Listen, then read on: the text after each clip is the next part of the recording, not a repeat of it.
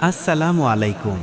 প্রিয় মুসলিম উম্মা, নিঃশ্বাস থাকতে ফিরে আসুন, মনোযোগ দিয়ে শুনুন।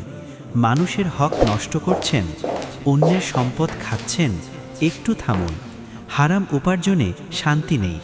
আজই হালাল পথে ফিরুন, গুনাহ ছেড়ে দিন। অল্প হালালেই আসল বরকত। হারাম খাদ্যের ভয়ঙ্কর প্রভাব। খুব মন দিয়ে শুনুন। ধরুন, পবিত্র কাবার জমিনে হজরত ইব্রাহিম আলাইহিসসালাম বীজ বপন করলেন। আসমানের গরু দিয়ে হাল চাষ হলো, নতুন চাঁদের কাস্তে দিয়ে শস্য কাটা হলো, হাজরে আসওয়াদ দিয়ে তা পিষা হলো, আবে জমজম দিয়ে রান্না করা হলো, আর রান্না করলেন জান্নাতি পবিত্র হুর। রান্নার সময় তিলাওয়াত হচ্ছে সূরা ফাতিহা এবং কুল হুয়াল্লাহু আহাদ। হাজারবার বিসমিল্লাহ পড়ে আপনি সেই খাবার খেলেন। কিন্তু যদি সেই খাবারে এক বিন্দু হারাম থাকে, তাহলে সেই হারামের প্রভাব আপনার অন্তরে ঢুকবেই।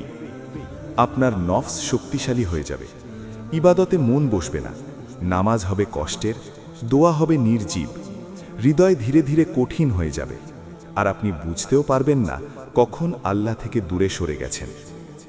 তাই যদি ঈমানের সামান্য ভালোবাসাও থাকে, আজই সিদ্ধান্ত নিন, হারাম ছেড়ে দিন, বিলাসিতা ছেড়ে দিন, অল্প হলেও হালালকে গ্রহণ করুন।